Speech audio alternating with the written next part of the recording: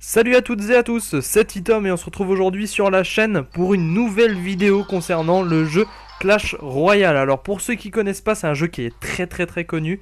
C'est tout simplement un jeu en fait en ligne, un jeu de combat en temps réel, où vous avez des petits personnages. Pour ceux qui sont plus jeunes, ça pourrait ressembler, on va dire, à du Yu-Gi-Oh! Bon, c'est pas le même principe, mais dans le fond, c'est un petit peu pareil. Vous avez finalement une sorte de carte, enfin, vous avez plusieurs cartes avec plusieurs persos, avec plusieurs performances par personnage, justement, ce qui permet derrière de faire des combats en temps réel. Et je vous ai mis en arrière-plan une petite partie que j'ai réalisée juste avant de vous faire la vidéo, tout simplement pour vous montrer en fait que certaines parties peuvent être assez serrées. Vous allez voir durant la partie, je vais vous expliquer un petit peu comment ça se passe. Pour ceux qui connaissent, faites attention au gameplay, vous comprendrez pourquoi ça s'est joué, enfin pourquoi il y a eu un certain tournant dans le match. Vous allez vite voir ça. Donc c'est des parties qui durent environ 3 minutes. Vous voyez le temps en haut à droite. Vous avez en fait 3 minutes. Et à partir du moment où on va passer les 1 minute, la jauge finalement de vie, en fait de ressources qui est en bas, ou en haut hein, pour l'adversaire. Moi je suis en bas pour information. La jauge finalement va grimper beaucoup plus vite. Parce que vous voyez vous avez des petits nombres sous chaque personnage. C'est ce que va vous prendre en fait un personnage. Ça veut dire que par exemple là sous le squelette 3, vous allez mettre un squelette bombardier, qui s'appelle normalement bombardier. Vous allez consommer 3 de vie. En gros c'est ça.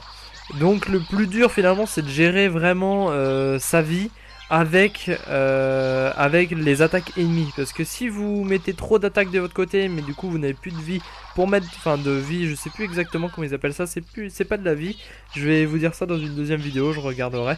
En gros si vous n'avez plus de vie pour défendre, bah finalement votre attaque elle va se faire contrer assez rapidement, à moins qu'elle soit vraiment très efficace. Et dans ce cas là ça peut être on va dire préjudiciable aussi pour vous. Vous voyez là j'ai mis mes squelettes par exemple, j'en parlais juste avant, j'ai mis mes squelettes, ils se sont fait directement fait avoir par l'archer. C'est vraiment, il faut vraiment faire attention. Moi je l'avais mis mes squelettes tout simplement pour que les ennemis ne repassent pas dans le camp, dans mon camp. Parce que vous voyez là par exemple ils sont en train de passer en bas à droite dans mon camp. Si je mets un petit personnage à moi en haut, ils vont automatiquement revenir vers le haut. Ils vont venir en fait, ils attaquent le personnage avant. Ça dépend des personnages, attention. Mais ils attaquent le personnage au lieu d'attaquer la tourelle. C'est pour ça qu'au bout d'un moment, là vous voyez, il reste 20 secondes de jeu. En gros, là je place le gros. Vous voyez, celui qui est derrière mon gros va en fait le suivre. Et là, finalement, je vais placer mon autre joueur pour que justement il protège mon gros. Le but c'est pas d'attaquer avec mon deuxième joueur, c'est vraiment qu'il protège mon gros. Malheureusement vous voyez là on arrive à 3 secondes, 2 secondes, 1 seconde de la fin, c'est terminé.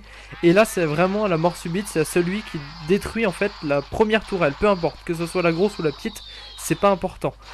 Par contre là vous voyez le joueur contre qui je jouais a pas dû faire attention ou alors a mal joué, parce que finalement il me restait 557 de vie sur ma petite tourelle à gauche.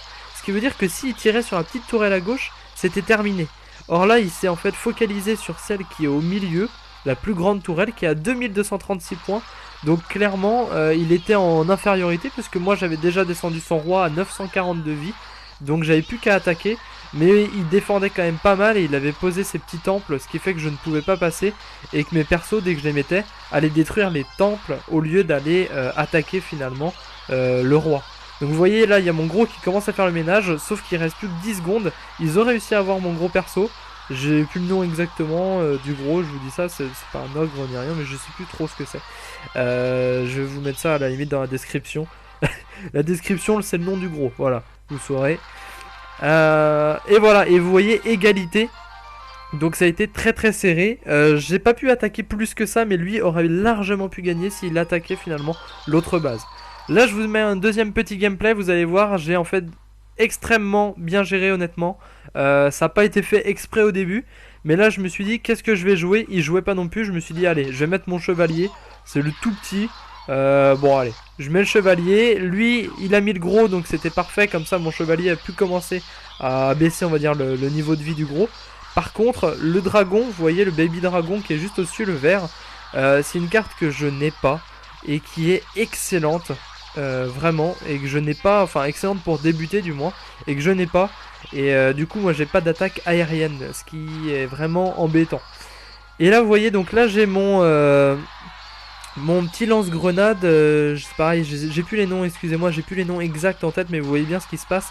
J'ai mis en fait mon gros en attaque, et du coup c'est lui qui prend tous les coups, sauf que lui il a une espérance de vie qui est énorme. Du coup j'ai mis mon robot qui fait encore plus mal derrière, plus le canon, et ce qui me permet de lâcher les squelettes. Les squelettes sont vraiment efficaces, ils apparaissent par 20 à peu près. Et regardez bien le niveau de vie du roi, comment il descend à une vitesse grand V, et du coup ce qui m'a permis d'avoir la victoire. Même lui a été surpris. Honnêtement je pensais pas que ça se passe aussi vite pour une partie. En tout cas j'espère que vous avez bien aimé cette vidéo. Je vais vous montrer rapidement dans les menus ce que j'ai, où j'en suis en fait. Alors j'ai pas de clan, donc n'hésitez pas si vous avez un clan à me dire, à vous m'envoyer dans les commentaires le nom de votre clan, et je rejoindrai votre clan, pardon. Si je peux, je choisirai le clan à rejoindre. Donc vous voyez, voilà mes cartes disponibles pour l'instant, et j'ai encore des coffres à débloquer.